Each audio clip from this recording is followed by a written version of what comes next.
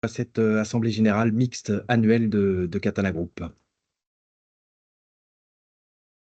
Donner la parole à notre conseil, Michael Attrey.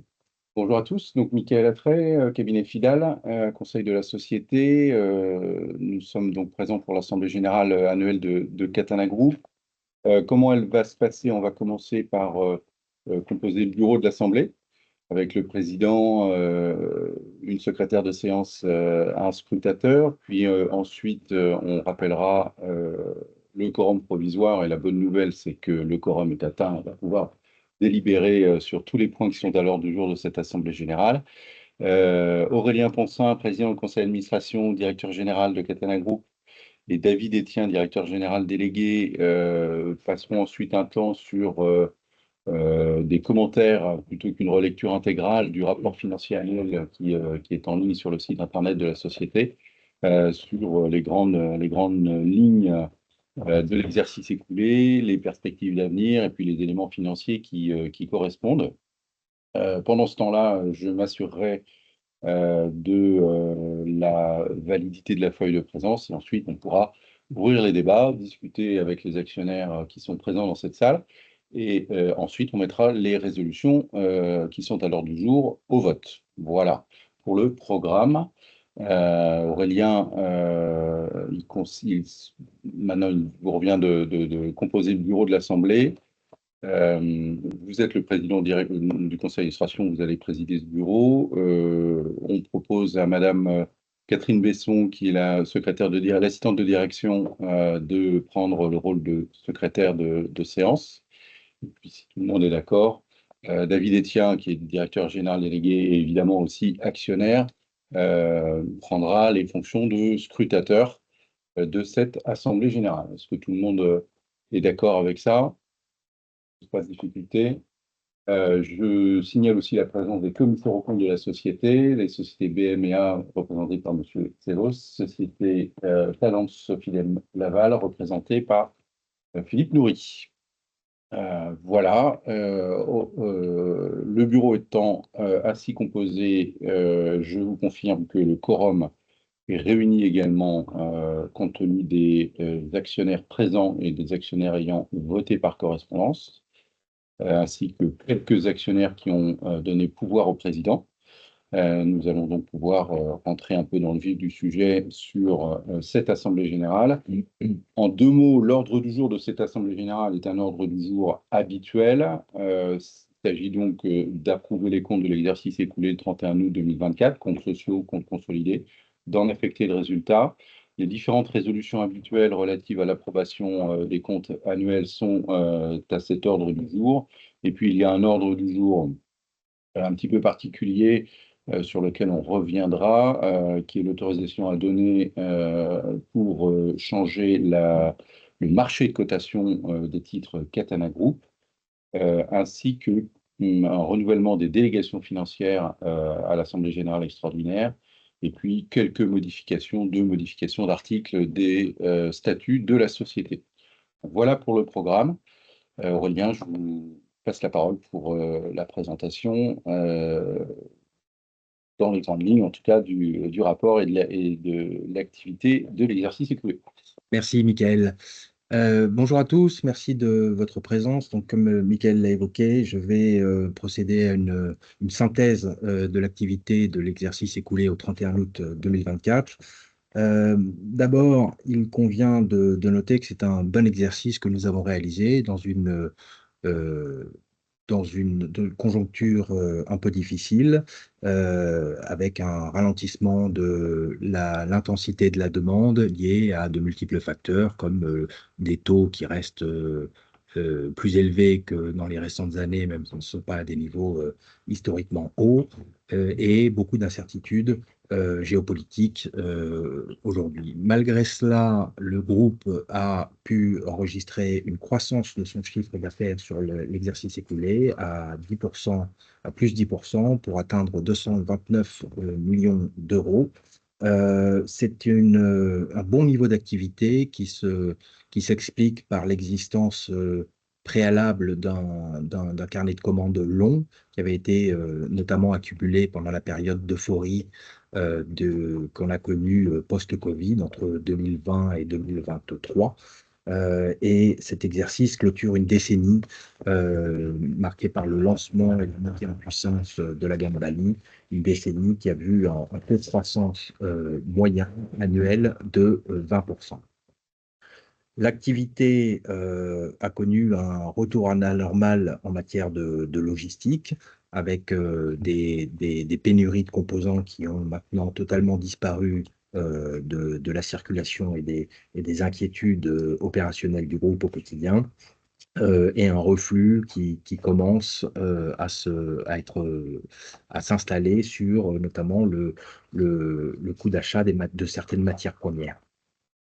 Donc, nous sommes à plus 10% de chiffre d'affaires à 229 millions d'euros. Cela s'explique aussi par la répercussion complète sur cet exercice des hausses de prix qui avaient été décidées pour pallier notamment à la hausse du coût des matières. Et on avait eu sur les exercices précédents une sorte d'effet ciseau où le carnet de commandes ayant été constitué dans des années précédant la livraison des bateaux, le carnet était constitué de bateaux vendus à des prix N-1, parfois N-2. Et donc, les exercices précédents, 100% des hausses de matière qui impactaient nos coûts d'achat n'avaient pas pu être répercutés sur les prix de vente. Ce qui a été beaucoup plus le cas sur l'exercice passé. En matière de résultats opérationnels, nous sommes à 16% de résultats opérationnels, soit 37,4 millions d'euros. C'est une croissance de 46% par rapport à l'exercice précédent, notamment du fait de cet effet de ciseau sur les prix des matières et les prix de vente. Le résultat net, lui, progresse de 53% à 29,7 millions d'euros, soit 9,3% du chiffre d'affaires. À noter que le besoin en fonds de roulement augmente et impacte cette année à hauteur de 22 millions d'euros. Cela s'explique notamment par la diminution des acomptes clients encaissés du fait du ralentissement constaté du marché. Capacité d'autofinancement est-elle stable à 13 millions 3 contre 13 millions 5 en N-1. À noter sur cet exercice une forte croissance des investissements qui aujourd'hui sont dictée ou expliquée par la fabrication du site de production d'Avero, qui est destiné à la production en série des unités de moteurs du groupe, donc du segment motonautisme, au Portugal. Les premières tranches de ces investissements commencent à être en ligne, c'est-à-dire qu'il y avait 3 phases de construction de bâtiments et aujourd'hui, le premier est déjà en ligne et les bâtiments suivants sont progressivement mis en ligne entre janvier 2025 et mai 2025, date à laquelle le site sera 100% opérationnel. En matière de flux de trésorerie, on a un flux net de trésorerie sur les opérations de financement négatif de 0,4 millions d'euros, avec une augmentation des emprunts nets de 8,9 millions d'euros, le versement des dividendes au titre de l'exercice précédent pour 4,5 millions d'euros et 4,8 millions d'euros de rachat d'actions propres. La variation annuelle de trésorerie est négative de 12,9 millions à 50 millions de trésorerie brute, ce qui donne, une fois pris en compte les dettes hors concession, puisque les concessions par la norme IFRS 16 viennent un peu troubler la lecture de cet endettement net. Mais hors concession, nous avons une trésorerie nette de 16,2 millions d'euros. David peut-être vous expliquera un peu les particularités de cette norme IFRS 16 et leur impact. À noter sur l'exercice quelques faits marquants, notamment le renouvellement pour 25 ans de la concession du port Parolan, donc un port privé en exploitation dans le Var, qui est le cœur de l'activité service du groupe, une activité qui est historiquement très stable, profitable, et qui est un très bon support pour les activités de fabrication du groupe, puisqu'on est en mesure de réaliser un pôle de service après-vente, de refitting. Et donc, c'est une très bonne nouvelle pour le groupe de pouvoir compter sur cet asset encore 25 ans. En matière de fonds propres, les fonds propres ont augmenté pour passer à 99,7 millions d'euros. Euh, et, et marque ainsi un trend positif de renforcement des fonds propres sur la décennie. Les évolutions du marché, je vais essayer de vous les décrire succinctement. On a, semble-t-il, en tout cas ce sont les indications qui nous apparaissent pointer leur nez à la suite des salons d'automne qui viennent d'avoir lieu, notamment le salon de Cannes, qui est un grand rendez-vous pour la profession en Europe, les salons de Fort Lauderdale et Miami aux États-Unis et quelques autres salons, notamment sur le continent européen. Ces salons nautiques à flot ont été marqués par une sorte de retour de dynamisme, ou en tout cas une sortie de la stupeur qui englobait un peu la corporation. Et on a noté à la fois une augmentation du volume des devis et de l'activité sur les stands et de bonnes performances commerciales qui ne suffisent pas encore à recréer la visibilité longue en matière de carnet de commandes qu'on a connu sur les quelques exercices, encore une fois, d'euphorie qu'on a connu précédemment, mais qui tendent à renforcer notre confiance sur le fait qu'on est atteint et qu'on est probablement passé le point bas, c'est-à-dire ce point bas qui aurait été marqué par un très fort attentisme des clients.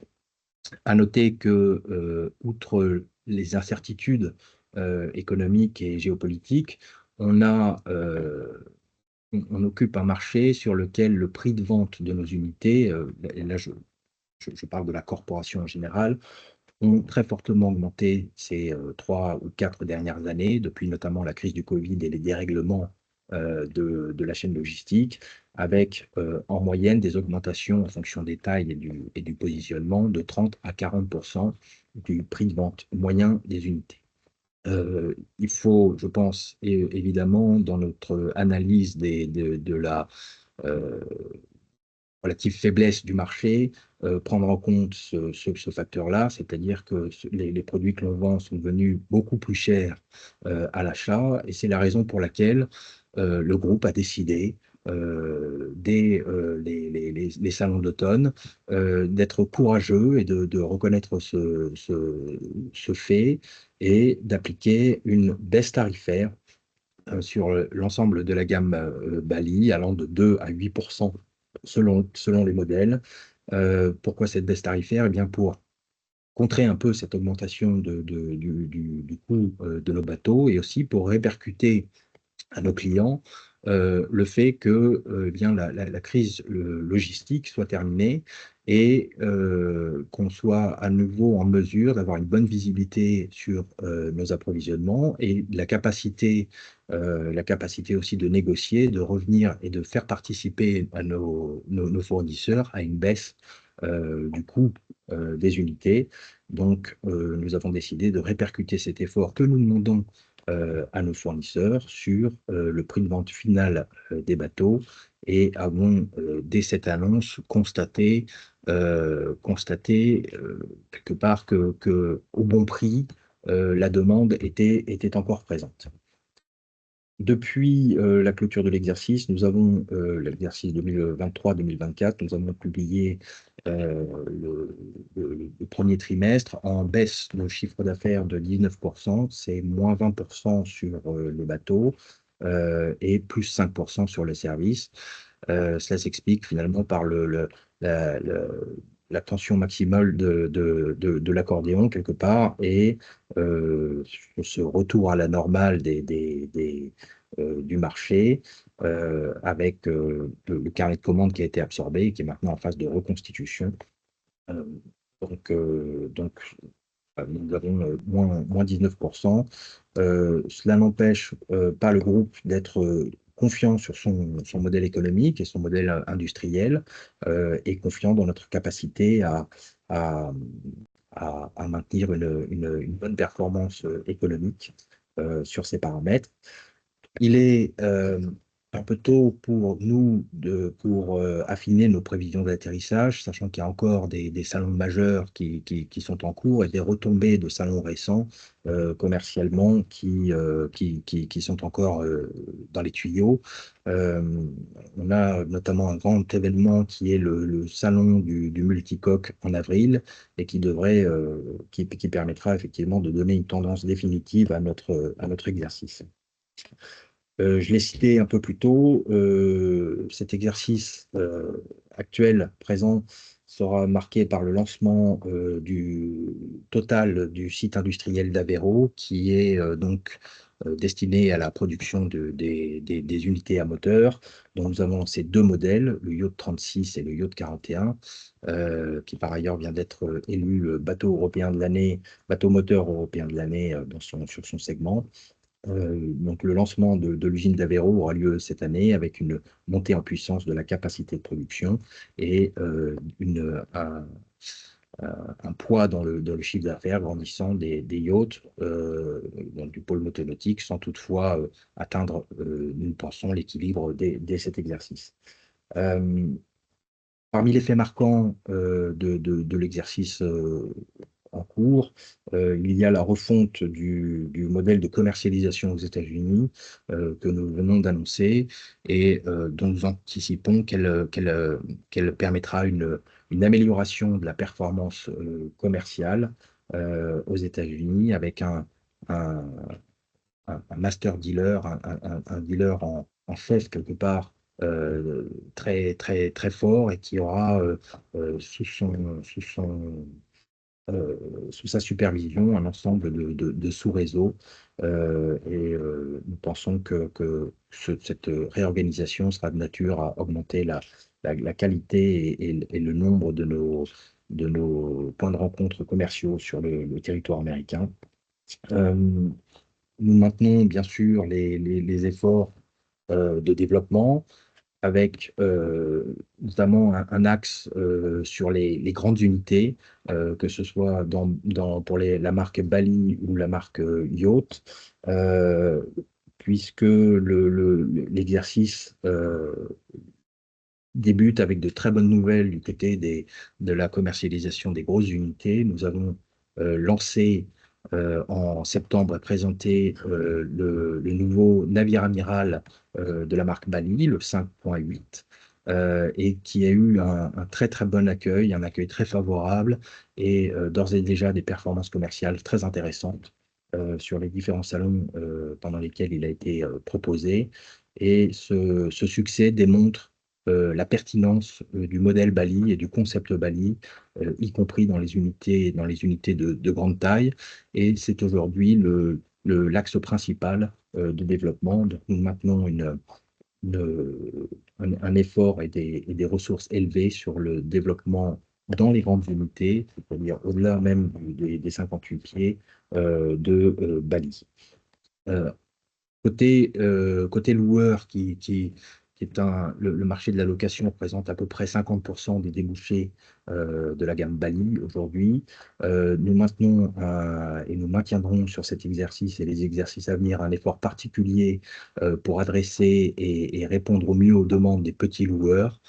C'est une stratégie qu'on adopte pour rendre le groupe indépendant des très gros loueurs et quelque part mieux adresser ce segment des petits loueurs qui représente pas loin de 80% de l'offre mondiale en termes de location. Euh, et qui donc est un marché très, très attractif. Par petits loueurs, on entend des bases qui exploitent entre 5 et une quinzaine de bateaux. Et aujourd'hui, le groupe est focalisé sur l'amélioration de son attractivité vis-à-vis de ces entreprises. Ça passe par des modèles spécifiquement conçus ou des adaptations des modèles existants pour répondre au mieux aux problématiques opérationnelles de ce type d'entreprise, notamment en matière de maintenance, en matière de suivi de la flotte. Je crois qu'il s'agit là d'un vecteur intéressant de pérennisation du groupe. Euh, voilà. À noter donc le succès du 5.8 dont je viens de parler. Autre motif de satisfaction, c'est la préservation des équipes, puisque le groupe a grandi à marque forcée pendant une décennie. Et aujourd'hui, avec ce ralentissement qu'on connaît maintenant sur le marché depuis je vais dire, 2 exercices, le groupe a été en capacité d'afficher une bonne flexibilité, une bonne, je dirais, intelligence des arbitrages industriels et la capacité de transférer des modèles d'un site à l'autre. Et il nous a permis bien d'être très réactifs, d'adapter très vite notre production et de garder un maximum de nos forces vives et des équipes qui nous ont rejoints et qui ont été parfois dures à intégrer dans les années de croissance. Et c'est un grand motif de satisfaction que d'avoir pu maintenir la, la production et les équipes dans ces phases de marché un peu difficiles. Euh, les relais de croissance sont donc clairs pour nous, les grandes unités et bien sûr le motonautiquisme, qui, je le rappelle, est un marché 9 fois plus grand en taille que le marché de la voile. Euh, Nous faisons par ailleurs en ce moment des efforts et menons une réflexion intense et des négociations en cours pour euh, se doter de capacités de production supplémentaires pour les grandes unités, puisqu'aujourd'hui, nous sommes un peu à l'étroit entre les murs industriels de nos différents sites et le groupe a décidé de se doter rapidement d'un outil de production assez versatile mais destiné à la production de grandes unités qui nécessitent évidemment un volume, des hauteurs sous crochet importantes dans les différents sites. Cette nouvelle capacité de production permettra aussi, et c'est un axe de développement futur, de doter à nouveau la marque Katana d'une capacité stable de production et qui sera, dès sa mise en ligne, accompagnée de, de projets de redéveloppement et d'extension de la gamme Katana, gamme qui, je le rappelle, a souffert un peu du succès de Bali, dans le sens où bien, on a dû, face à une demande très très forte et en croissance très rapide, on a dû faire des arbitrages. Et l'arbitrage qui a été fait par le groupe ces dernières années a été de favoriser la production en série des modèles Bali, plutôt que de dédier un espace de production crucial à la marque Katana. Enfin, nous constatons les premiers résultats, et ces résultats continueront à grandir sur cet exercice, d'un plan de performance qui a été mis en place, profitant un peu du ralentissement du marché, de la capacité du groupe à, à quelque part poser ses valises, hein. Ce plan de performance qui est appliqué sur les différents sites consiste notamment en une réduction de stock de matière, des optimisations de consommation, des optimisations des chaînes logistiques et la mise en place systématique d'une politique d'amélioration continue. Voilà un peu pour les grandes lignes de l'exercice passé et je vais passer la main à David Etienne, directeur financier du groupe, pour peut-être plus de détails sur les éléments financiers. Pas beaucoup plus en fait, parce que tu as été complet. Non, les propos d'Aurélien étaient complets à la fois sur l'activité et sur les comptes. Je me permettrai juste peut-être une synthèse, une précision. La synthèse, donc effectivement, sur le compte de résultat, on voit deux effets leviers majeurs qui ont été d'une part la croissance de 10% de l'activité du groupe et d'autre part le retour à une parfaite adéquation entre les prix de vente et les prix matières. Aurélien a expliqué tout à l'heure l'effet de ciseau dont nous avions été victimes, contrepartie d'un carnet de commandes très long qui avait figé des prix de vente n'intégrant pas les hausses que nous avions décidées suite à la hausse majeure des matières premières, ce qui avait coûté à l'exercice 2023 une réduction de sa marge brute. Donc avec maintenant une parfaite adéquation entre ces prix de vente et les prix matières, on retrouve nos meilleures marges brutes et notre meilleur résultat d'exploitation historique, puisque notre résultat opérationnel s'affiche à 16% du chiffre d'affaires. Et puis sur le plan de la trésorerie, effectivement, bon, outre la croissance logique de la CAF de 16%, on a des événements majeurs sur le BFR, donc deux éléments majeurs qui ont mis à contribution de la trésorerie. D'une part, la baisse des acomptes, puisque la baisse du marché depuis 2023 a mécaniquement réduit la visibilité de carnet de commandes et donc le taux d'acompte pour notre modèle de financement. Et d'autre part, on a également eu un report de facturation et surtout de paiement de la part d'un loueur qui a eu des difficultés de mise en place ou tout simplement de cession de ces bateaux, ce qui nous a amené à porter des bateaux commandés pour un niveau de 9,5 millions d'euros de trésorerie au 31 août. Donc ces deux éléments-là ont pesé sur le BFR et donc sur la trésorerie. La trésorerie est également marquée par cette campagne très marqué d'investissement à la fois sur le plan industriel à Véro avec 18 millions d'euros d'investissement réalisés sur la nouvelle usine et le reste sur notre plan de développement produit, partiellement couvert par des mises en place d'emprunts, ce qui fait un autofinancement net de 8 millions d'euros. Donc une trésorerie qui reste cependant très, très généreuse, mais qui a été en dégradation sur le flux net annuel. Donc ça, c'est pour la partie synthèse. Et je préciserai effectivement, comme l'a abordé Aurélien, que un élément technique qu'il faut avoir en tête dans notre endettement financier de cette année, c'est le traitement technique des bonnes nouvelles que nous avons eues sur le renouvellement de la concession de Portin-Roland pour 25 ans, qui vient s'ajouter à la concession elle-même obtenue par le Catana Group Portugal pour y édifier la nouvelle usine d'Aveiro. Techniquement, il faut savoir que dans la pratique de tous les jours, ces concessions se payent par des redevances mensuelles. Dans la pratique comptable et bilancielle, notamment en norme IFRS, nous avons l'obligation de retraiter tous ces paiements futurs en mettant à l'actif la concession et donc sa contrepartie passive est un endettement financier. Normalement, un endettement financier a sa contrepartie en trésorerie. Là, on échappe un petit peu à cela. Donc, ce qui fait que vous aurez très certainement noté que notre endettement brut avait augmenté de 11 millions d'euros en fait. 7 millions d'euros pour la concession sur 25 ans de Portin-Roland et 4 millions d'euros pour la concession sur 20 ans de Catena Group Portugal.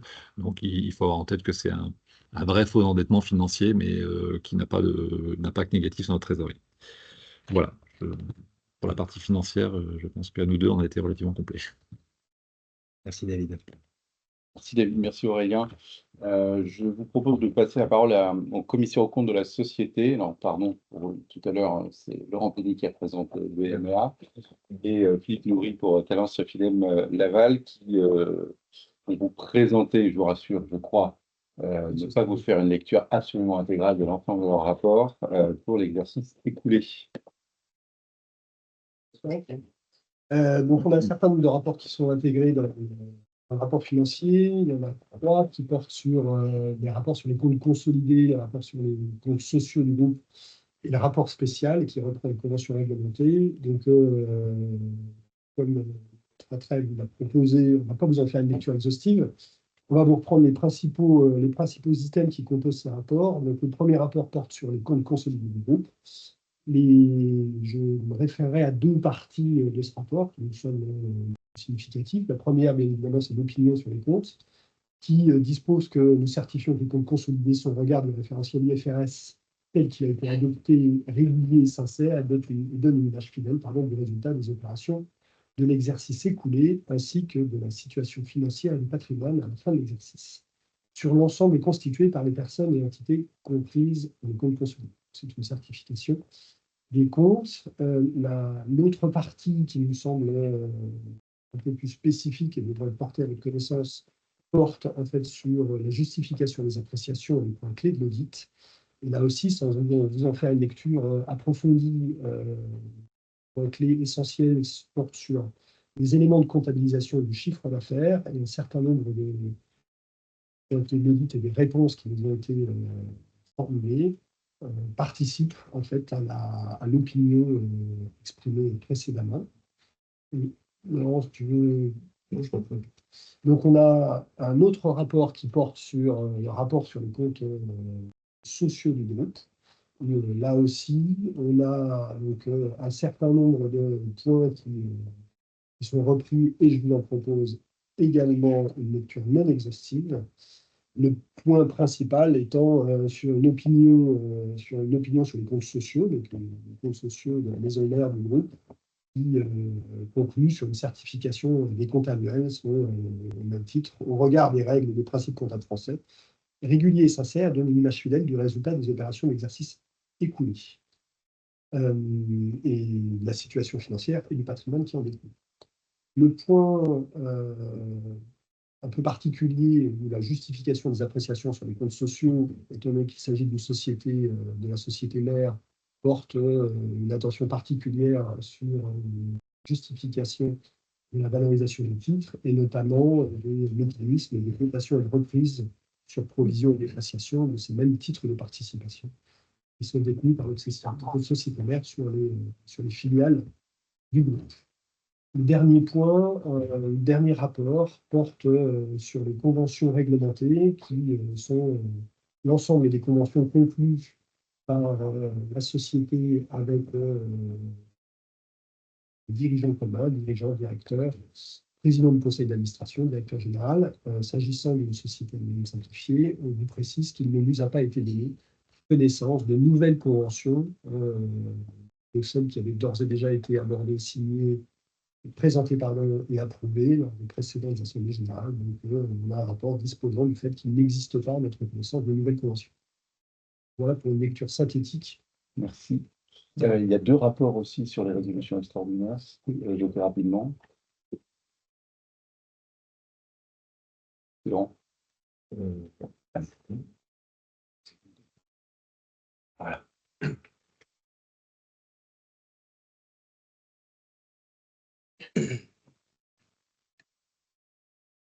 Sont soumis à l'approbation de l'Assemblée générale les différents éléments sur le capital, des options d'augmentation et de réduction du capital.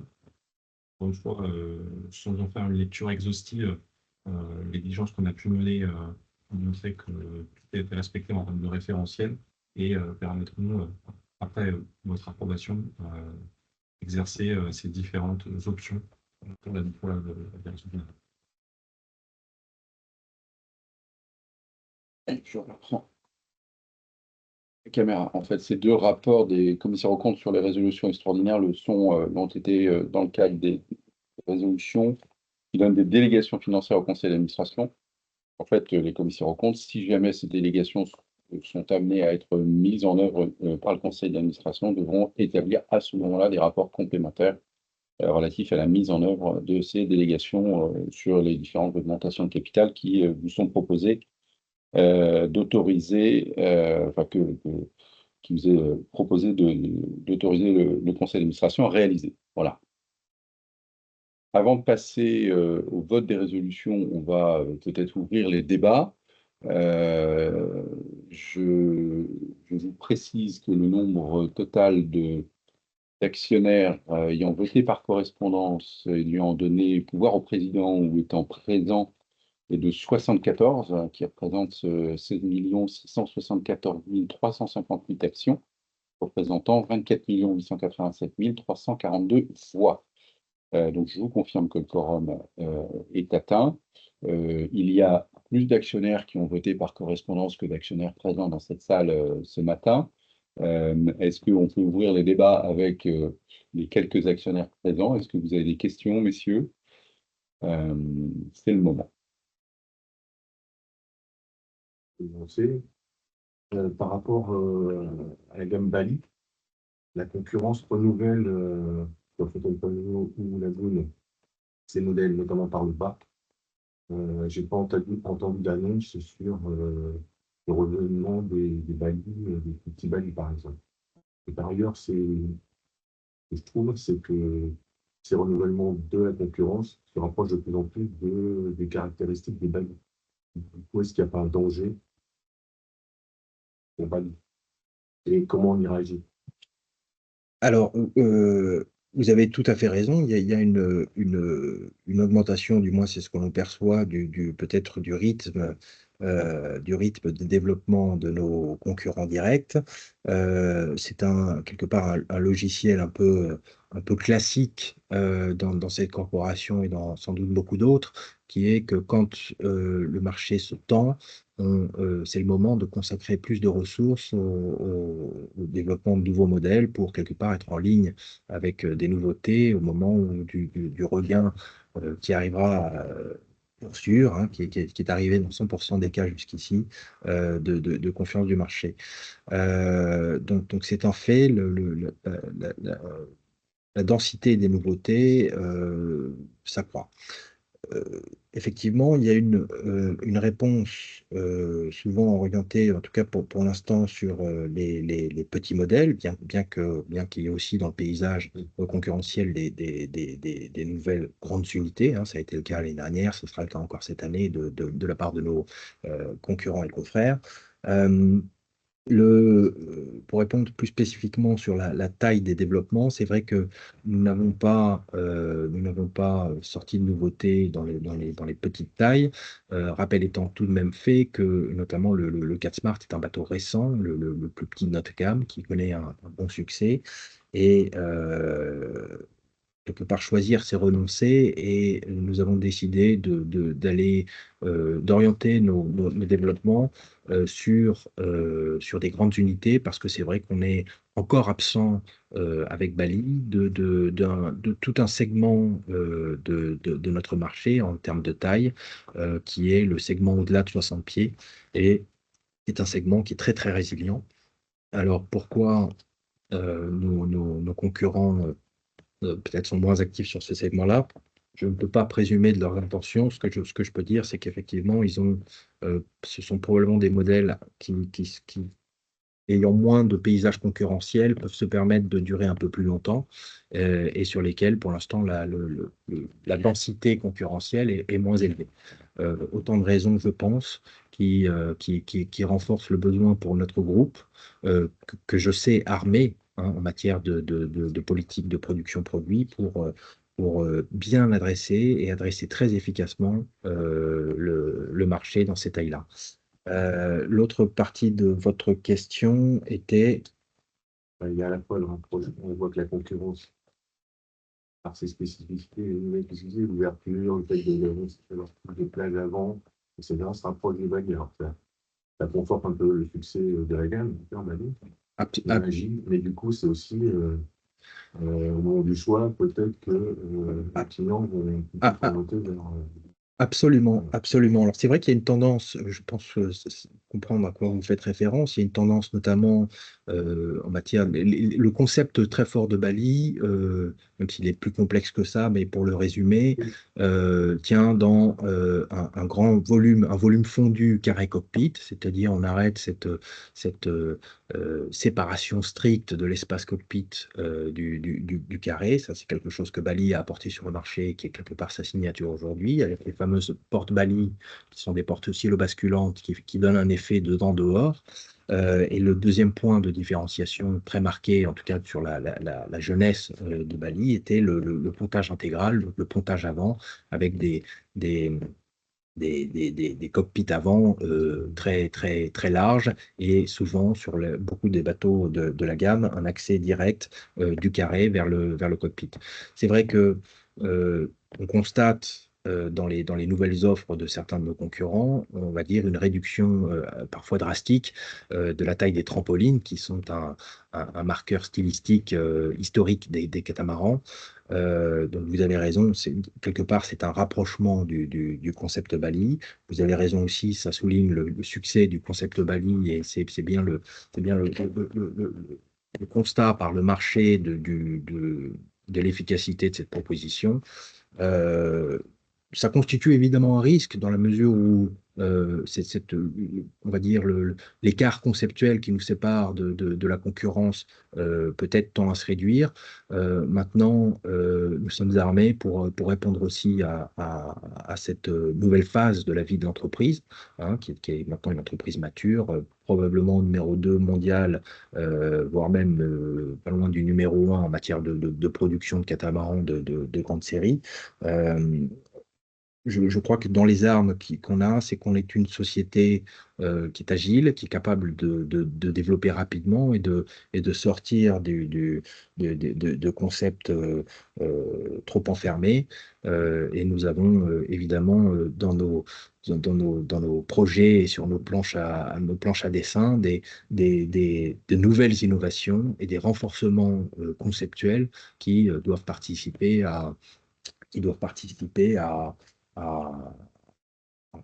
recréer une distance conceptuelle et un avantage concurrentiel euh, par rapport à la concurrence. Je dirais enfin qu'on a quand même effectivement, le concept est important. Maintenant, l'efficacité de l'entreprise et l'efficacité opérationnelle est tout aussi importante. Et je crois qu'ici, euh, sans trop le gargariser, mais nous avons quand même le constat, notamment sur l'exercice passé, qui a pas été pourtant toujours d'une grande simplicité, le constat que d'un point de vue opérationnel, nous sommes capables d'améliorer considérablement notre performance. Alors, vous me direz peut-être pourquoi ne pas l'avoir fait avant. On sort de 4 ou 5 années où on a connu des taux de croissance parfois de plus de 40% d'un exercice sur l'autre. Dans ces conditions-là, c'est 40 ou 50% d'effectifs nouveaux à intégrer, d'accord, à former. Donc, les bons, les anciens forment les nouveaux. Donc, pendant ce temps-là, ils ne fabriquent pas des bateaux.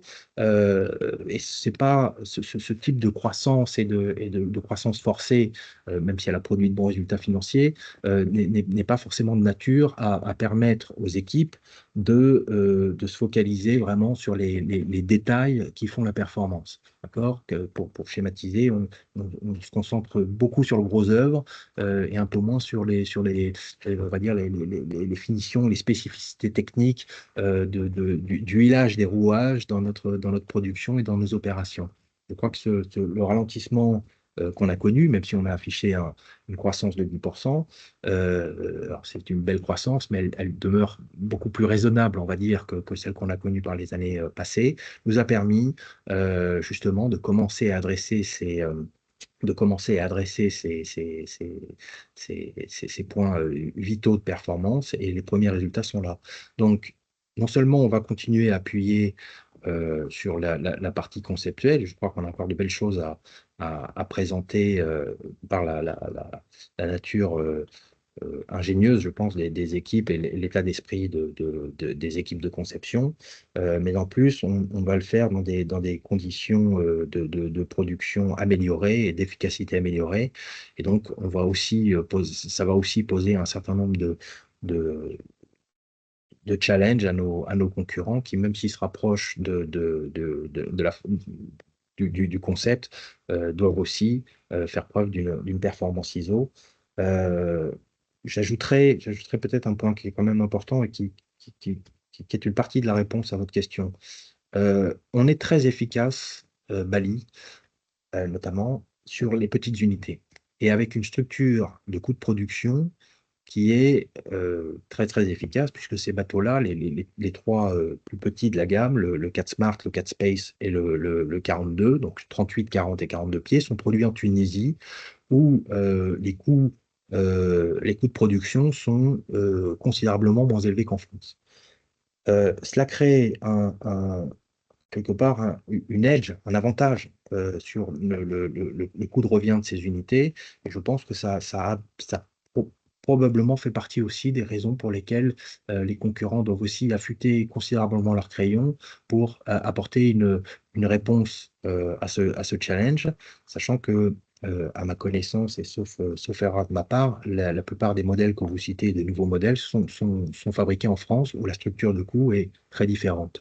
Donc je crois que, comme l'a prouvé l'exercice passé où on a eu un maintien à peu près parfaitement stable de l'activité en Tunisie. On reste très performant dans les domaines des petites unités, notamment aussi par rapport à la capacité qu'on a d'avoir un prix efficace. Pas de crainte sur le renouvellement de la concurrence par le bas. C'est- c'est- On peut dire. Oui, oui, c'est-à-dire que évidemment, il faut Et rester. en parallèle, vous avez donc, à venir peut-être. De toute Bien façon, sûr. l'enjeu concurrentiel, il existe quoi qu'il arrive, quel que soit le secteur. Nous, en l'occurrence, on sort de 10 années avec 20% de croissance en moyenne liée à un succès du Dodas qui est la gamme Bali. Bon, évidemment, quand on trace ce chemin-là, ça fait quand même quelques années qu'on a en tête qu'on ne peut pas imaginer que, enfin, en tout cas, ça ne serait pas prudent de piloter l'entreprise en considérant que c'est un acquis ad vitam aeternam. Donc c'est pour ça aujourd'hui que, d'une part, on n'a pas... on va pas être spectateur de ce que vont faire les autres, on a notre propre plan, et même s'il n'est pas forcément connu de tout le monde, mais enfin, on a nos idées en tête, certainement pas de laisser attaquer notre part de marché par les concurrents, en tout cas pour Bali, mais aussi, et ça c'est un élément de prudence et de bon sens, c'est que nos concurrents, vous citez, ont dans leurs activités des parts de chiffre d'affaires bateaux moteurs et grands bateaux significatifs, ce qu'on n'a pas aujourd'hui. Donc, le bon sens, c'est aussi d'aller chercher une répartition du portefeuille d'activités différentes, d'où nos efforts du moment. Maintenant, c'est pas parce qu'on met un focus sur les efforts dans ce qu'on n'a pas que dans ce qu'on a, on n'est pas actif. Maintenant, évidemment qu'on se doutait bien en ayant quelque part visiblement apporté une solution au marché qui l'attendait, solutions qui ont été très très largement critiquées au démarrage. Bon, je pense que le modèle de l'entreprise Katana qui a montré finalement que non seulement ces innovations étaient annoncées, mais en plus effectives et visiblement sans les problèmes annoncés par nos concurrents au démarrage. On peut imaginer qu'à un moment donné, le bon sens chez nos concurrents, c'est aussi probablement de s'en inspirer. Donc voilà, mais ça fait partie du jeu et c'est quelque chose qu'on a toujours intégré. Les clients aiment bien le renouvellement, c'est le renouvellement qui amène les clients vers le renouvellement, c'est pour ça que je dis ça aussi. Mais vous avez tout à fait raison, et c'est effectivement un marqueur. C'est vrai aussi, c'est un marqueur du succès du groupe historiquement, en tout cas cette dernière décennie, la rapidité de renouvellement des modèles. Et alors c'est vrai que il y a une sorte d'exponentialité dans les ressources à déployer pour le développement. Évidemment qu'on ne développe pas un bateau de 58 pieds avec les mêmes ressources qu'un bateau de 38 pieds, d'accord? Ça nécessite plus d'heures, d'investissement, plus de ressources, plus d'espace. Ça, ce sont des ressources qui sont rares, quelque part, hein, dans notre activité.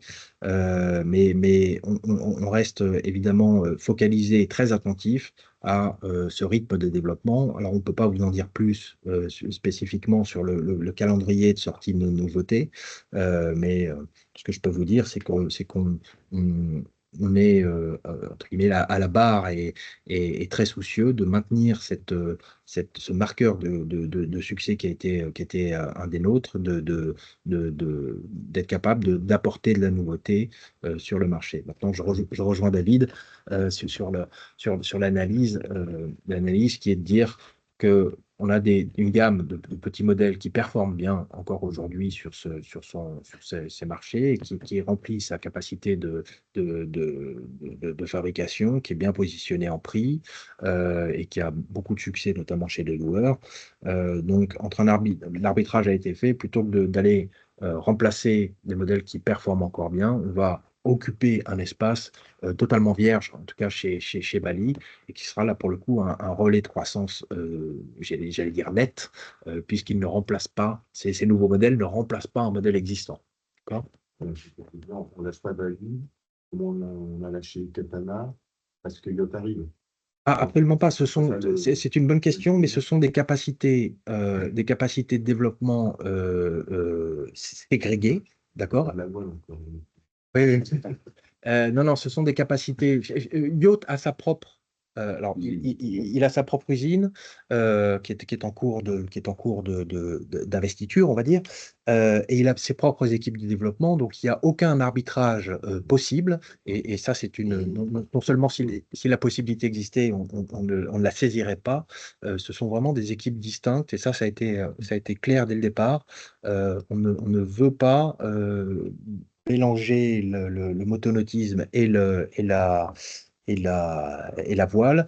Et je précise aussi quand même, parce que on a augmenté la taille des ressources, même si c'est du bureau d'études, même si c'est une décision pour nous difficile à prendre, puisqu'on est très attaché à un maintien d'une faible structure, mais par contre, en termes de recherche et développement et de développement de nouveaux modèles, on dote notre bureau d'études de plus de ressources, à la fois côté voile et côté moteur. Et pour compléter ce que dit Aurélien, par rapport au choix que vous évoquez sur le sacrifice Katana, je pense qu'il faut, même pour nos actionnaires qui nous écoutent, avoir en tête qu'il y a 10 ans, notre marque Katana opérait et opère toujours sur une niche de marché. Une niche de marché qui ne donnait pas de perspective majeure de volume, encore moins de modèle économique. Donc ce qui était un handicap fort pour nous il y a 10 ans, alors que le vrai marché du catamaran lui-même en croissance était dans le segment loisirs-vacances qui était occupé par d'autres concurrents. Et l'idée, c'était d'attaquer cette zone à volumétrie forte pour constituer un modèle de croissance rentable. Donc ça, c'est un arbitrage, on va dire, économique et de pérennité, ce qui permet également de souligner quelque chose qui nous est cher, c'est la nécessité quand même d'avoir des visions long terme dans une entreprise pour être capable d'en faire quelque chose, d'où le martèlement que l'on fait sur la qualité des entreprises familiales, à contrario d'autres modèles. Mais c'était un arbitrage dans le souci économique et de pérenniser l'entreprise. Donc évidemment, aujourd'hui, que 10 ans après, on a 229 millions de chiffre d'affaires sur le dernier exercice, dont une très grosse partie fait sur Bali. Imaginez abandonner Bali, ça serait quand même pas très... Là, pour le coup, ça serait pas un choix très, très pertinent. Maintenant, comme je disais tout à l'heure, dépendre essentiellement que d'une partie d'un marché, en termes de gestion de facteurs de risque, c'est pas la meilleure des politiques.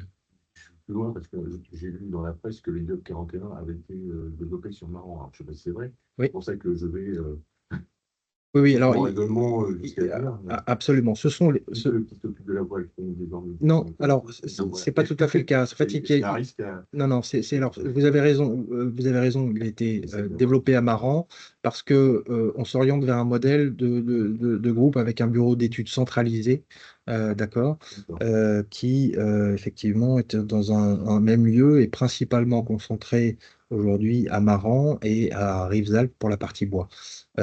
Pour autant, ce sont des ressources distinctes et encore une fois segmentées, d'accord? Donc, il y a les équipes de développement moteur, de toute façon, elles sont basées à Maran, mais elles sont dédiées. Pour le prototype, on va dire. Voilà, c'est un des points forts c'est un des points forts et que je voudrais quand même souligner du groupe. On est multisite, comme vous le savez, et il y a une très bonne collaboration entre les sites, très efficace, et qui nous permet d'avoir une grande agilité. Encore une fois, je redis ce mot, mais qui est important, et je crois qu'il est aussi qu'il définit bien ce qu'est le groupe, ce qu'a été le groupe, et ce qui, je crois, est mon mandat principal de maintenir cette faculté à être agile. Et on a cette capacité à déplacer des modèles, c'est-à-dire déplacer les outillages d'un modèle d'un site à un autre, d'accord, pour aller trouver de la capacité, de l'espace en termes de mètres carrés. Pourquoi avoir fabriqué cette pré-série des yachts 41 à Maran? Alors, il s'agit que de la pré-série, d'accord? Il s'agit du lancement du modèle. C'est parce que nous avons décidé de laisser le site portugais, l'usine portugaise, se concentrer sur l'absorption de la courbe d'apprentissage, puisqu'ils sont déjà en mode production de série sur le yacht 36, et la décision a été prise de leur permettre de se focaliser vraiment sur ce gain en productivité et en process, d'accord? C'est une jeune équipe, c'est une jeune usine, c'est un pays très attractif, certes, mais qui a moins de culture nautique, d'accord? Un bassin de compétences un peu moindre. Et donc, il est important j'allais dire, de faire les choses dans le bon timing. Et je crois que c'était vraiment bienvenu d'avoir cette capacité à aller délester le site portugais un peu d'un lancement de production, d'accord, qui demande une certaine ressource et qui accapare beaucoup de bandes passantes sur un site. Et le site de Maran avait cette capacité et donc rend service au site d'Avéro, qui recevra dans le courant de cet exercice les moules, les process, les modes opératoires déjà mis au point sur le site de Maran. Et ça, je crois que si on n'avait pas cette multiplicité de sites, c'est certain qu'il nous manquerait une arme pour répondre voilà, aux opportunités de marché et être efficace. J'en vois sur le yacht 46, Mhm. que j'ai présenté, Mhm. il va arriver aussi. Alors, 46, la gamme yacht va continuer à s'étoffer par le haut, effectivement. Donc, les lancements vont continuer à peu près au rythme, on anticipe à peu près le même rythme de développement que celui qui a été déjà marqué. des États-Unis, le yacht n'a pas encore été présenté sur un salon des États-Unis. Si, yacht a été présenté sur de multiples salons aux États-Unis Physiquement. physiquement, absolument. Absolument, absolument. C'est un marché clé et cible, évidemment, pour nous, puisque le marché du motonotisme, notamment en Floride et sur la côte Est, est très dynamique là-bas. Et c'est le même revendeur que Bali, hein, qui est un Non. Pas le même. Non, non, non. Donc, globalement, tout à l'heure, on disait que il y avait un point central unique. alors absolument, ça, on l'a mis en place pour Bali. Je crois que ce sera vraiment, ça démontrera rapidement des résultats. Et les premières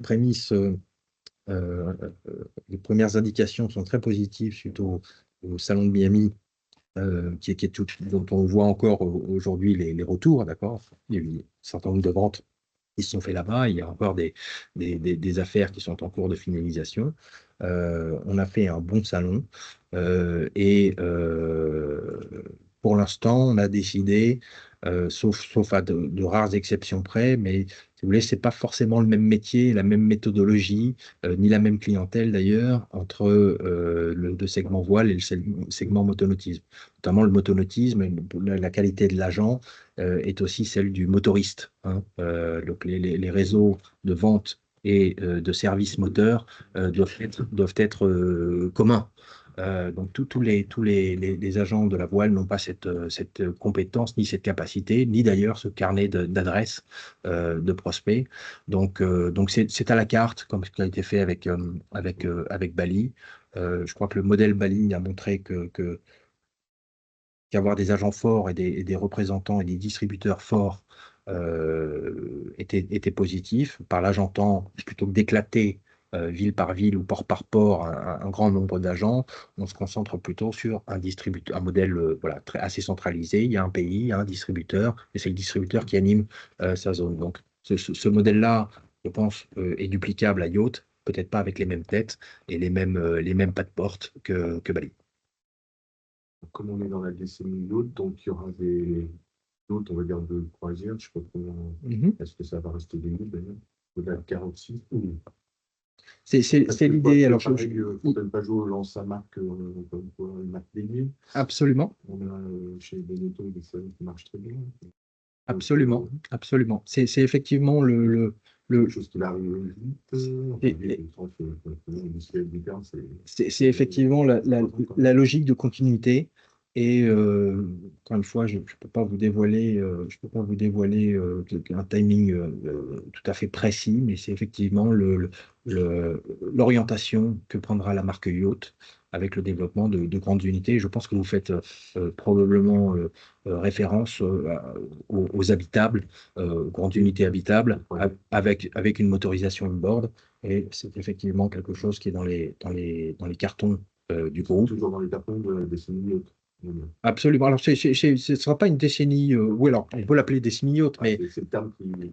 absolument, mais alors, parce qu'on part de rien, entre guillemets, et qu'effectivement, ce pôle est appelé à avoir une taille relative dans dans le poids économique du groupe qui va nécessairement grandir de façon assez importante, du moins si on connaît le succès qu'on escompte.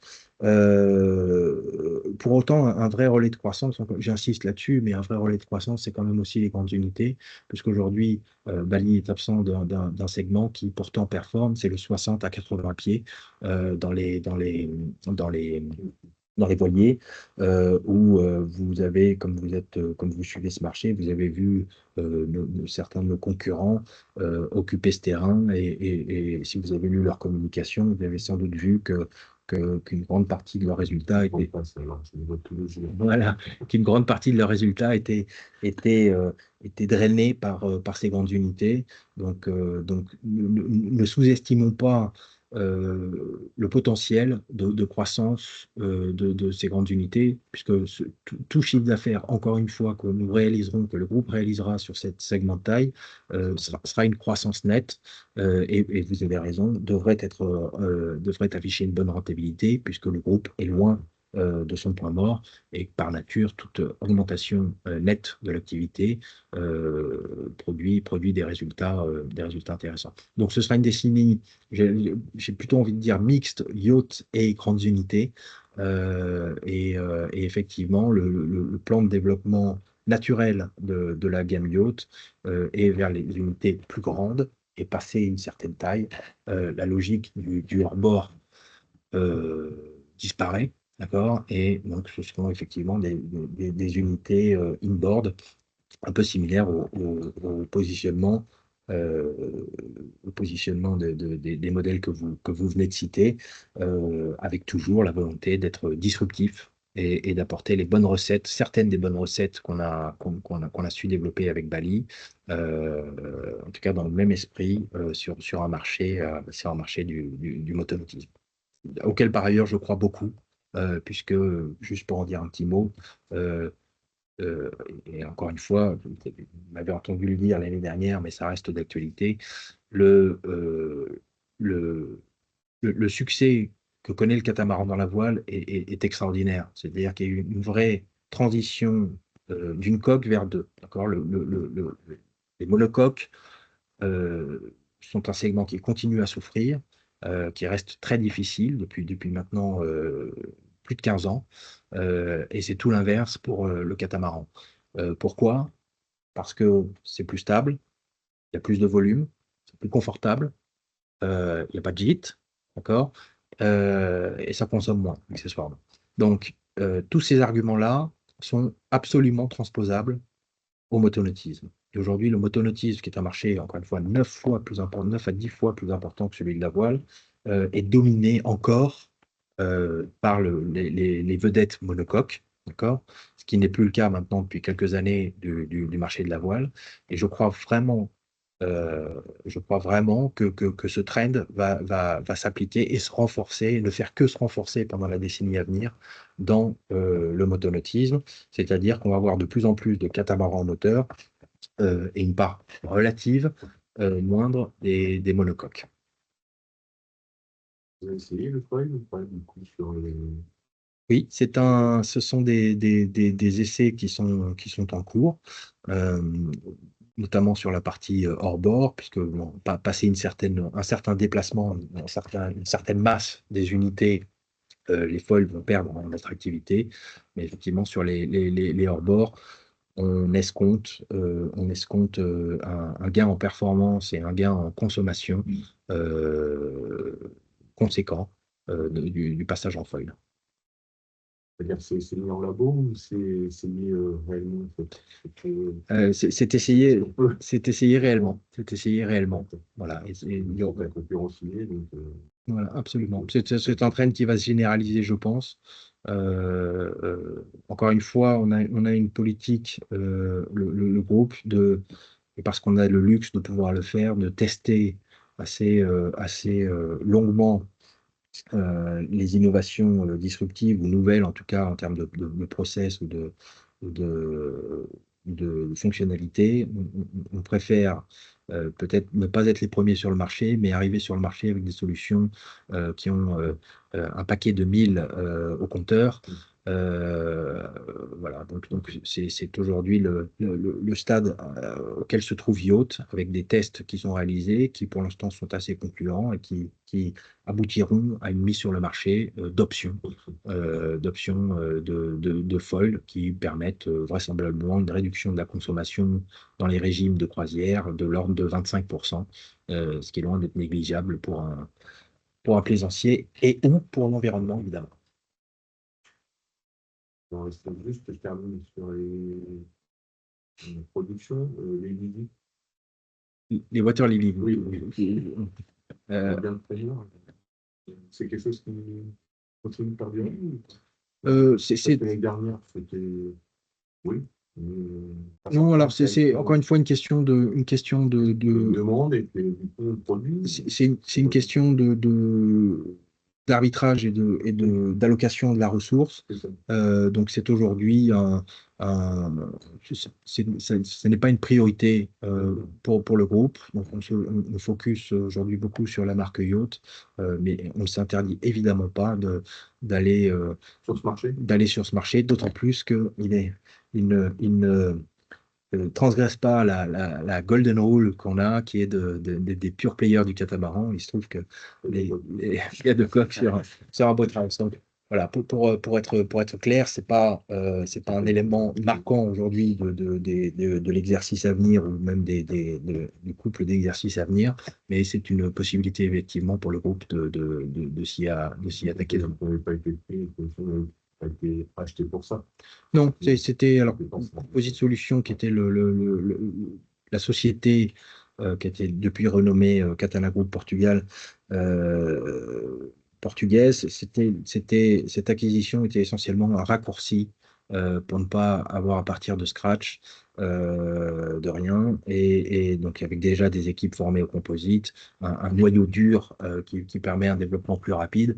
On est quand même sur un timing de développement de la capacité portugaise qui est très très rapide par rapport aux standards, notamment français, où pour mettre un premier coup de pioche sur un projet industriel de cette ampleur, on parle de 60 000 m² d'emprise foncière, 25 000 m² de bâtiments qui ont été quasiment qui seront passés de l'état de négociation à terminer livré en 18 mois. C'est quand même assez spectaculaire comme vitesse de développement.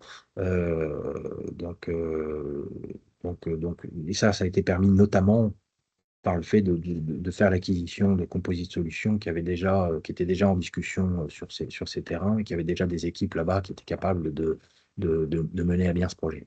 Voilà. Donc, c'était pas voilà, pour répondre clairement à votre question, ce n'était pas une acquisition motivée par le portefeuille produit, mais bien par la capacité et les hommes et femmes existants dans cette société. Et sur les grandes unités, on parle d'une extension de Cali. Oui. C'est ça. Oui. Ça fait des années, je crois qu'on parle de Cali. Alors, c'est un peu à partir du moment où on vise des solutions industrielles en France, il faut s'attendre à ce que ça dure très très longtemps. Et quand il s'agit contrairement au Portugal, pour lequel entre le moment où on a discuté et le moment où on a lancé l'usine, il s'est passé un temps très très raccourci, et pourtant on est dans la même Union européenne en termes de normes environnementales, etc. Mais bon, c'est un autre débat. Mais aujourd'hui, effectivement, ça fait très longtemps que Olivier Ponsin lui-même avait demandé des extensions de capacité à Canet, parce que c'était un bastion sur lequel on était en confiance. Il y a effectivement, et ça c'est public, il y a un projet d'extension du port de Canet qui donne la possibilité d'avoir des superficies pour d'éventuelles implantations industrielles. Donc on discute depuis longtemps avec l'agglomération locale qui est très très active. Là-dessus, on a affaire à des gens très très volontaires qui ont une vraie stratégie nautique et qui sont volontaires, mais qui avancent au rythme des sujets environnementaux. Le démarrage de ces zones a été, bon, évidemment, sur tous les recours qu'il y a pu y avoir dans les associations environnementales. Maintenant, on est dans un processus de compensation avec l'Adréal qui va donner à un moment donné le go à une étape administrative qui passera entre les mains de l'État, qui ensuite permettra d'envisager de commencer des choses. Donc on est vraiment en discussion, c'est notre volonté. On a déjà communiqué d'ailleurs. Maintenant, il y a un facteur temps qui est long. À l'échelle industrielle, vous en parliez tout à l'heure, du temps long industriel, effectivement. C'est aussi pour ça, et pour revenir à ce qu'a dit Aurélien tout à l'heure, c'est aussi pour ça que avoir la flexibilité et de l'agilité industrielle, même si on a des principes, hein, tel modèle dans tel endroit, dans tel pays ou telle marque, il faut quand même être capable à un moment donné de se dire, bon ben voilà, si dans les grands bateaux, il faut X années avant d'avoir une usine non, est-ce qu'on attend ces X années ou est-ce qu'on trouve des solutions alternatives pour ne pas louper le marché? Quand on a posé la question, vous imaginez bien qu'on a la réponse. Donc, on travaille aussi sur ces options d'agilité et d'interactivité entre les sites pour pouvoir rapidement aller sur le marché. Donc, on travaille, c'est toujours une ambition, mais à ce stade-là, elle ne dépend pas de nous.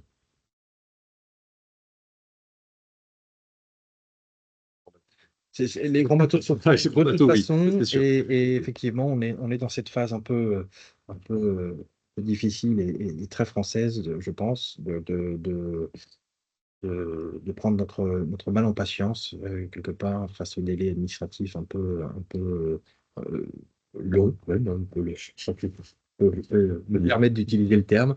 Bon, il faut protéger les espèces, on entend, et on essaie néanmoins d'être le plus agile et en tout cas le plus dynamique possible sur ce sujet, sans pour autant que ça obère notre capacité à attaquer grâce à l'excellent travail des équipes et de David sur justement cette réflexion compliquée à mener, de dire comment est-ce qu'on peut lancer des grandes unités avant d'avoir le site dédié aux grandes unités.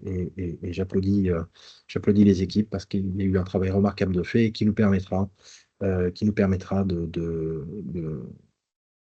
d'attaquer ce marché, d'avoir un premier pas, une première présence sur les grandes unités, vraisemblablement, avant d'avoir cette capacité. En fait, ça serait plus rapide de racheter un autre site. Ouais, ça, pour le coup, c'est certain. Mais c'est vrai que les grandes unités nécessitent quand même à la fois un grand site et une proximité pour la mise à l'eau, hein, puisque c'est très, très compliqué, voire impossible dans beaucoup de cas, de transporter des bateaux qui font jusqu'à 10, 11 mètres, 12 mètres de large sur les routes. Donc, effectivement, si demain, l'opportunité se présentait de racheter un site de 15 000 ou 20 000 mètres carrés bâtis en Bordeaux, certainement, ce serait sur nos tablettes pour étude. Est-ce qu'il y a d'autres questions? Pas de questions de votre côté? Peut-être quelques mots. Il ne vous a pas échappé qu'à l'ordre du jour figure un point à l'Assemblée générale ordinaire qui n'est pas ordinaire, qui est le projet de transfert de la cotation des titres de Catana Group sur le marché Euronext. Est-ce que vous voulez nous en dire quelques mots? Bien sûr. Donc, nous souhaitons ce transfert d'abord essentiellement pour des questions de simplicité et d'agilité, puisqu'on y fait souvent référence, et c'est vrai que c'est un marqueur identitaire du groupe et de notre façon de fonctionner que d'essayer d'être léger en structure et agile. Et l'agilité passe aussi par effectivement avoir quelque part un ratio d'improductif versus productif performant. Et aujourd'hui, on fait le constat maintenant depuis plusieurs années que le segment de cotation que nous occupons aujourd'hui voit une complexité réglementaire de plus en plus importante. Alors, c'est l'extra-financier, c'est tout un ensemble de contraintes qui sont les mêmes pour nous que pour des grands groupes du CAC 40, sans pour autant qu'on ait évidemment la structure administrative de ces groupes. Très franchement, on ne voit pas, du moins je ne perçois pas d'amélioration de ce point de vue-là, et au contraire, je crois que les réglementations et la complexité réglementaire tend à continuer à augmenter sur ce segment de cotation, et je crois qu'il est pour nous beaucoup plus raisonnable et beaucoup plus adapté au type d'entreprise, d'ETI, de petite ETI qu'on est, que d'aller sur un marché grosse, sur lequel effectivement les contraintes sont moindres, ce qui ne nous empêchera pas de maintenir un certain nombre d'éléments de communication, de la norme IFRS, etc., qu'on a aujourd'hui, qui, je pense, sont très satisfaisants sans représenter une lourdeur extraordinaire. En revanche, on réalise ce transfert, soumet du moins ce transfert à l'Assemblée pour vraiment gagner en simplicité, leur faire des économies aussi, hein, qui seront pas négligeables exercice après exercice, et voilà, revenir en adéquation entre la taille de l'entreprise et les ressources à immobiliser exercice après exercice pour répondre aux enjeux réglementaires du marché.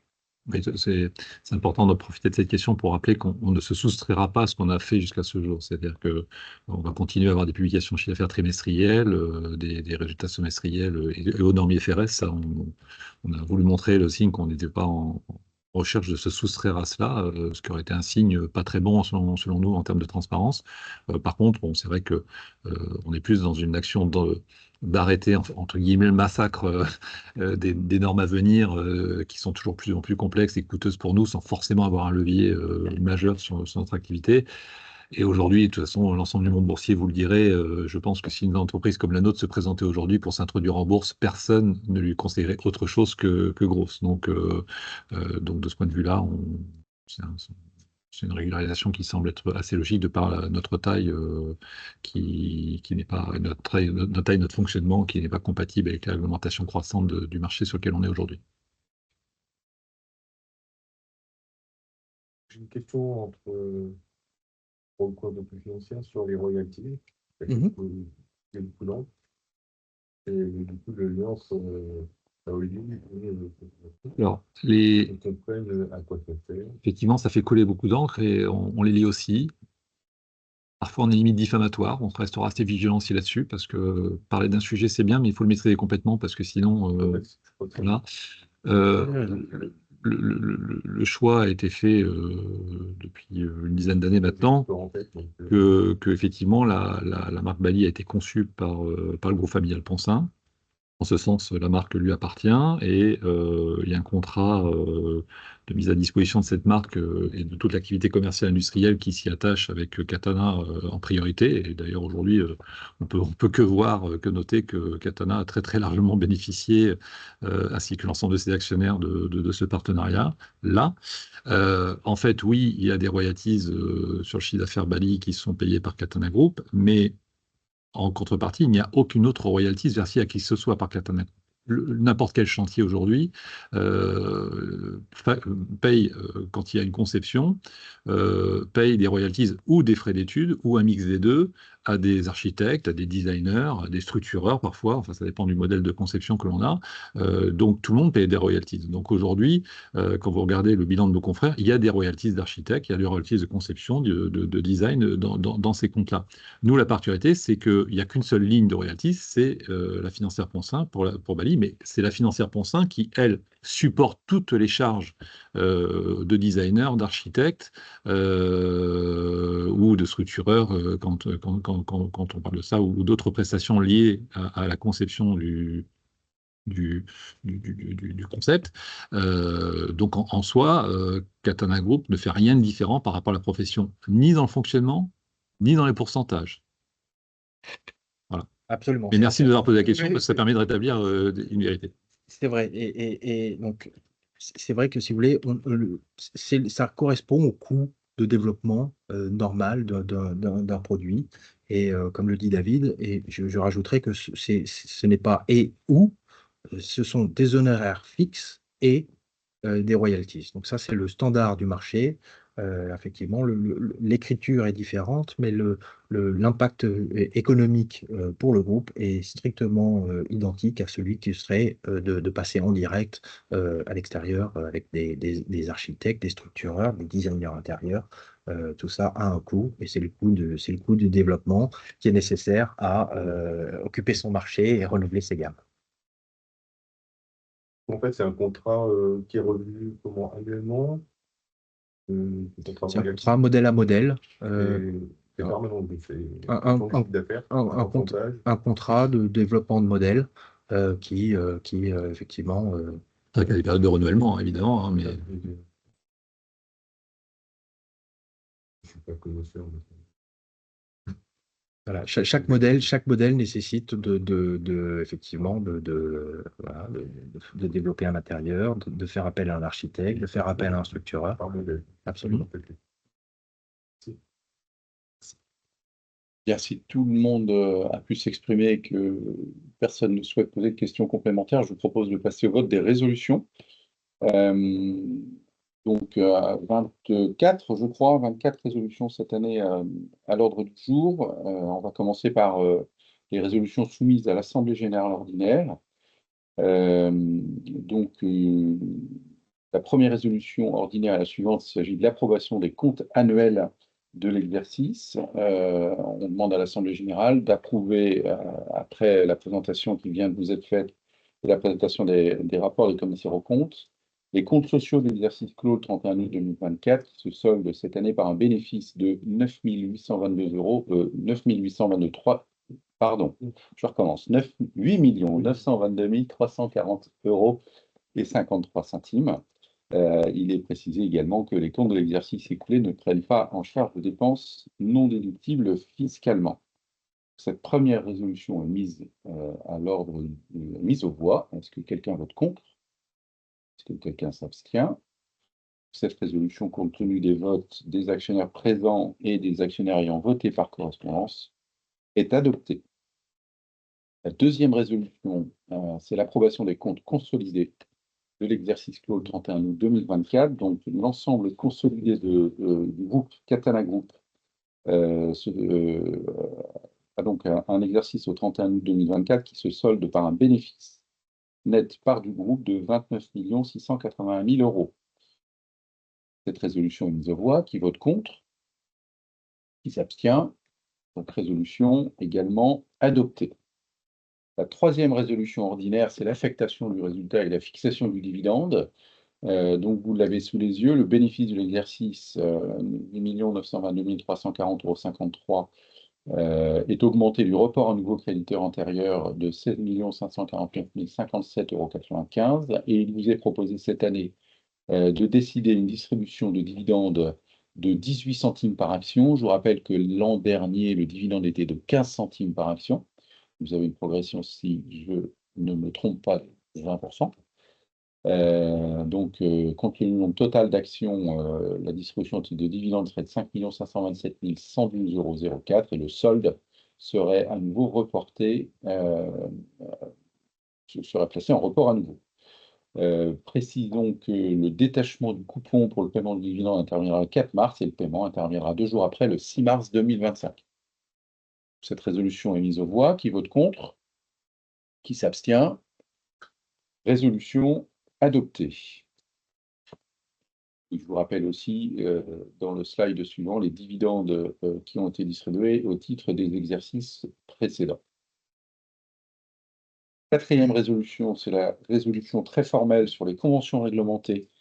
Votre commissaire aux comptes tout à l'heure a indiqué qu'aucune convention réglementée n'avait été portée à leur connaissance pour la bonne et simple raison qu'aucune convention réglementée n'avait été conclue au cours de l'exercice écoulé. Il vous est simplement demandé d'en prendre acte. Qui vote contre? Qui s'abstient? Résolution adoptée. Cinquième résolution, petite précision, il vous est proposé de renouveler dans son mandat d'administrateur M. Nicolas Martin, qui est au conseil d'administration de la société Catena Group. M. Nicolas Martin est administrateur indépendant au sein de ce conseil. Quelques précisions sur son curriculum vitae. Il est aujourd'hui directeur général délégué de UCAR. Par ailleurs, en parallèle de ses fonctions d'administrateur indépendant au niveau de Catana Group. Il est proposé de le renouveler pour une durée de 6 années, c'est-à-dire jusqu'à l'Assemblée générale qui sera tenue en 2031. Qui vote contre? Qui s'abstient? Cette résolution est adoptée. Monsieur Nicolas Martin est renouvelé dans ses fonctions d'administrateur. On va passer ensuite aux résolutions relatives au Say on Pay, c'est-à-dire en fait toutes les résolutions qui ont trait à la politique de rémunération. Là, il vous est demandé d'approuver la politique de rémunération du président et du directeur général telle qu'elle figure dans le rapport financier annuel dont vous avez pu prendre connaissance, notamment sur le site internet de la société pour l'exercice à venir. Donc, qui vote contre, qui s'abstient, résolution adoptée. La 7e résolution est la même résolution, vote ex ante sur la rémunération, la politique de rémunération, mais pour le coup, du directeur général délégué, M. David Etienne. Je vous renvoie là également au paragraphe concerné dans le rapport financier annuel, qui vote contre. Cette résolution est également adoptée. Pardon, qui s'abstient. Personne ne s'abstient. Résolution adoptée. 8e résolution, il s'agit aussi d'approuver la politique de rémunération des administrateurs telle qu'elle figure là également dans le rapport du conseil d'administration, dans le rapport financier annuel. Qui vote contre, qui s'abstient. Cette 8e résolution est adoptée. La 9e résolution, là on passe sur le vote ex post et on vous demande d'approuver l'ensemble des rémunérations qui ont été versées ou attribuées aux mandataires sociaux au cours de l'exercice écoulé, 31 août 2024. Qui vote contre, qui s'abstient. Cette 9e résolution est adoptée. 10e résolution, c'est le vote ex post individuel concernant Aurélien Pansin en qualité de président et directeur général. Il vous est là aussi demandé d'approuver les éléments de sa rémunération fixe, variable, exceptionnelle, composant sa rémunération totale au titre de l'exercice clos le 31 août 2024, en faisant référence au paragraphe concerné du rapport financier annuel. Qui vote contre? Qui s'abstient? Cette 10e résolution est adoptée. La 11e résolution est la même concernant David Etienne en qualité de directeur général délégué. Il vous est demandé là également d'approuver les éléments de sa rémunération au titre de l'exercice clos le 31 août 2024. Qui vote contre? S'abstient. 11e résolution adoptée. Nous passons ensuite aux 12e et 13e résolutions. Il s'agit, quelques mots d'explication, de désigner les commissaires aux comptes, en tout cas de désigner les auditeurs de durabilité dans le cadre de l'entrée en vigueur prochaine des obligations au titre de la CSRD. La société va avoir un certain nombre d'obligations d'information en matière de durabilité de son activité. Pour cela, elle doit désigner un organisme tiers indépendant pour auditer les informations en matière de durabilité. C'est à l'Assemblée générale de désigner ces auditeurs et il est loisible à l'Assemblée générale de proposer la désignation de ses propres commissaires aux comptes dès lors que ceux-ci sont inscrits sur la bonne liste du Haut Comité de l'audit. Et c'est le cas pour vos deux commissaires aux comptes, Alain de Sophie Laval et BNEA. Et donc, il vous est proposé de les nommer pour la durée restante à courir de leur mandat de commissaire aux comptes, c'est-à-dire jusqu'à l'Assemblée générale qui se tiendra en 2029, appelée à statuer sur les comptes de l'exercice 2028. Donc, la première de ces deux résolutions, la 12e, propose de nommer Talent Sophie Laval en qualité de commissaire aux comptes en charge de cette mission de certification des informations en matière de durabilité. Qui vote contre? Qui s'abstient? Donc cette 12e résolution est adoptée. La 13e résolution est la même en ce qui concerne l'autre commissaire aux comptes de la société BMEA. Qui vote contre? Qui s'abstient? Résolution adoptée. 14e résolution, toujours ordinaire. Comme chaque année, il vous est proposé de renouveler l'autorisation à donner au conseil d'administration pour mettre en œuvre un programme de rachat d'actions avec les objectifs qui restent les mêmes, à savoir l'animation du marché et la liquidité du cours, des opérations de croissance externe, la couverture de l'actionnariat salarié, couverture de valeurs mobilières donnant accès au capital, éventuellement l'annulation des actions rachetées, ainsi que toute pratique de marché qui viendrait à être admise par l'AMF dans le cadre de ces programmes de rachat d'actions. La quantité de capital autorisée à ce titre serait de 10% maximum, avec un prix maximum d'achat par action de 20 €. On est un peu large par rapport au cours actuel. Et le montant maximum de l'opération, par conséquent, serait de un petit peu plus de 60 millions d'euros maximum. Cette autorisation serait donnée pour une durée de 18 mois. Qui vote contre? Qui s'abstient? Cette résolution est adoptée. La 15e résolution est celle qui vient d'être évoquée juste avant qu'on mette les résolutions aux voix. Il s'agit donc du projet de transfert sur le marché Euronext Growth. Il vous est demandé d'approuver ce projet de demande de radiation des titres de la société des négociations sur Euronext Paris, marché réglementé, et d'admission concomitante de la cotation aux négociations sur Euronext Growth. À cette fin, il vous est demandé de déléguer à votre conseil d'administration tous les pouvoirs pour mettre en œuvre ce transfert dans un délai de 12 mois. En pratique, ce transfert devrait être réalisé fin avril ou courant du mois de mai, sous réserve évidemment de l'accord de Euronext. Qui vote contre? Qui s'abstient? Abstention? Je le note, merci.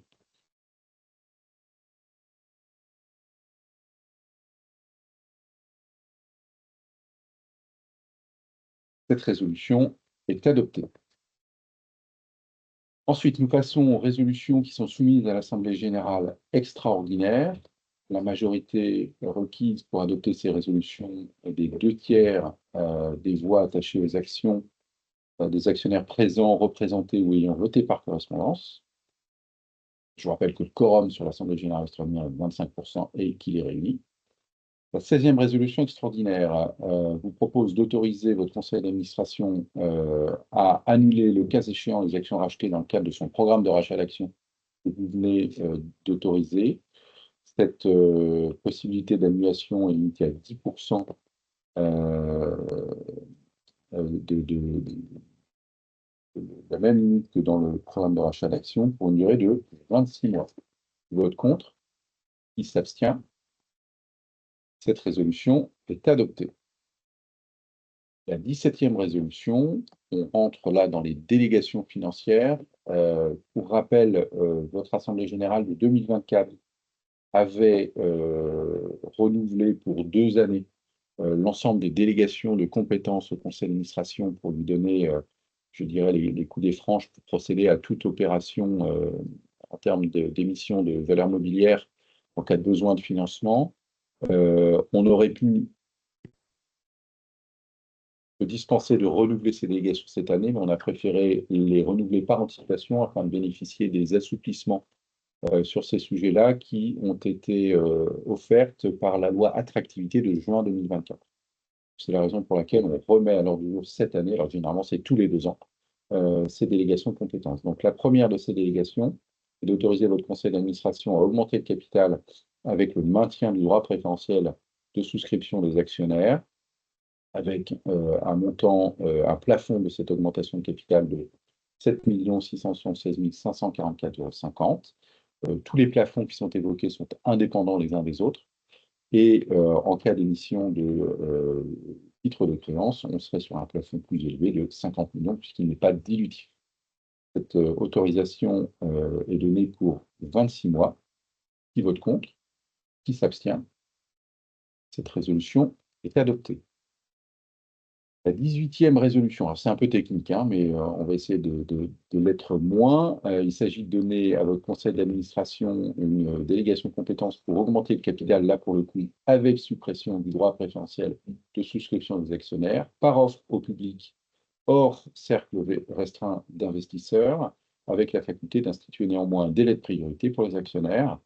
Les plafonds sont identiques, 7 676 544,50 € pour les augmentations de capital, 50 millions pour les émissions de titres de créance.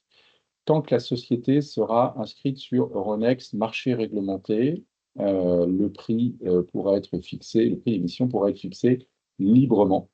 Dès lors que Catana Group sera passé sur Euronext Growth, le prix d'émission des actions ne pourra, ça c'est une règle qui est fixée sur ce marché-là, mais pourrait être inférieur à la moyenne des 5 dernières séances de bourse qui précèdent la fixation du prix, avec éventuellement une décote qui ne pourrait être que de 20% maximum.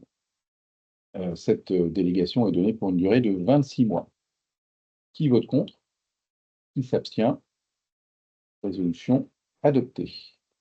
19e résolution est à peu près la même, sauf qu'elle permet au conseil d'administration de lancer cette augmentation de capital avec suppression du droit préférentiel de souscription des actionnaires au profit de cercles restreints d'investisseurs. C'est ce qui est visé par l'article 411.2 du Code monétaire et financier.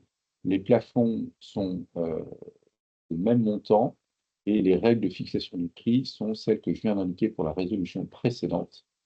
Cette délégation de compétences est également donnée pour une durée de 26 mois. Qui vote contre? Qui s'abstient? Cette 19e résolution est adoptée. 20e résolution, à nouveau délégation de compétences à votre conseil d'administration pour lui permettre d'augmenter le capital avec suppression du droit préférentiel de souscription au profit d'une ou plusieurs personnes nommément désignées. Le plafond de cette augmentation de capital est de 5 millions d'euros, indépendant des autres plafonds prévus dans les autres résolutions. La suppression du droit préférentiel de souscription pourrait l'être au profit d'une ou plusieurs personnes nommément désignées en déléguant au conseil d'administration la faculté de désigner ces personnes. C'est une nouveauté de la loi attractivité et c'est la raison pour laquelle on soumet cette 20e résolution à votre approbation cette année. Le prix d'émission sera fixé par le conseil d'administration conformément aux dispositions réglementaires applicables à la date d'utilisation de cette délégation. Cette délégation est donnée pour une durée de 18 mois. Qui vote contre? Qui s'abstient? Cette résolution est adoptée. 21e résolution extraordinaire, en cas de, sur l'ensemble des délégations qui viennent d'être données, en cas de demande excédentaire lors d'augmentation de capital mise en œuvre sur l'exercice de ces délégations, avec maintien ou avec suppression du droit préférentiel de souscription, il est proposé que le nombre de titres pourrait être augmenté dans les conditions qui sont prévues par le Code de commerce. Le nombre de titres à émettre peut être augmenté dans les 30 jours et simplement dans la limite de 15% de l'émission initiale, ceci pour faciliter les éventuelles levées de fonds par appel au marché. Qui vote contre? Qui s'abstient? Cette résolution est adoptée. 22e résolution, délégation donnée au conseil d'administration pour augmenter le capital en vue de rémunérer des apports en nature. Là aussi, c'est une délégation que nous vous demandons de donner à votre conseil d'administration. Le montant maximum de ces augmentations de capital pourrait être de 20% de capital au jour de l'Assemblée, et c'est un plafond également indépendant des autres plafonds prévus dans les autres résolutions. Cette délégation est donnée pour une durée de 26 mois. Qui vote contre? Qui s'abstient? Cette résolution est adoptée. Nous passons aux 3 dernières résolutions. La 23e résolution a trait à la modification de l'article 8 des statuts, qui consiste à proposer de rendre statutaires les seuils dont le franchissement fait l'objet d'une déclaration de par la loi aujourd'hui s'agissant de la société sur un marché réglementé. Par ailleurs, il vous est proposé d'abaisser le seuil, le premier seuil de déclaration de franchissement, le premier seuil dont le franchissement est soumis à déclaration auprès de l'émetteur et de l'AMF, de 4 à 2%. En dessous de 5, donc le premier seuil qui sera franchi et qui doit faire l'objet d'une déclaration sera désormais de 2%, puis de 4%, ensuite 5 et tous les seuils légaux que vous connaissez aujourd'hui. Il vous est proposé d'intégrer ces seuils dans les statuts parce que dans la perspective du transfert de marché, ces seuils disparaissent en termes d'obligations légales. Donc il vous est proposé de les rendre statutaires tout simplement pour permettre à la société et aux actionnaires de la société d'avoir une connaissance de l'actionnariat de la société la plus fine possible. C'est une déclaration qui est faite à l'émetteur et à l'AMF. Et c'est rétroactif, du coup, c'est-à-dire que dès que c'est activé, C'est pas rétroactif, c'est à compter de ce jour, 27 février. Donc, c'est toute personne qui franchira le 2% à l'avenir, donc quelqu'un qui a plus de 2% aujourd'hui. Alors, quelqu'un qui l'a déjà franchi n'a pas d'obligation de régulariser cette déclaration. Donc, cette résolution est mise aux voix. Qui vote contre? Qui s'abstient? Cette 23e résolution est adoptée. 24e résolution, il vous est proposé de modifier l'article 15 des statuts. Là aussi, c'est pour tirer conséquence de la loi attractivité qui a permis un assouplissement des modalités de participation aux réunions du conseil d'administration. Désormais, vous saviez que le conseil d'administration pouvait, si le règlement intérieur le prévoyait, ce qui était le cas, se réunir en visioconférence ou en conférence téléphonique, sauf pour les réunions qui arrêtaient les comptes annuels ou semestriels. Donc, la loi attractivité rend les réunions de conseil d'administration un peu plus modernes, puisque, y compris désormais pour ces réunions d'arrêté de compte annuels ou semestriels, et même si le règlement intérieur ne le prévoyait pas, la possibilité de recourir à tout moyen de visioconférence ou de télécommunication. Il sera également désormais possible au Conseil de fonctionner par voie de consultation écrite, y compris par voie électronique, et enfin de pouvoir solliciter les votes des administrateurs par correspondance. Et donc, pour cela, il vous est demandé de modifier l'article 15 des statuts. Qui vote contre? Qui s'abstient? Cette résolution est adoptée.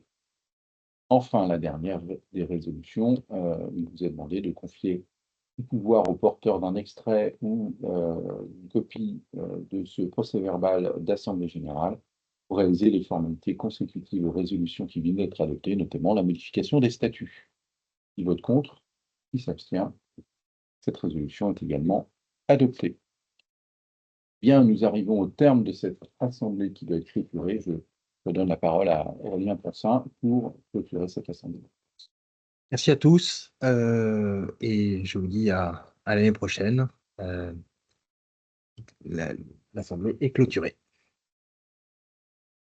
Bonne fin de journée. Bonne fin de journée. Au revoir. Merci à tous.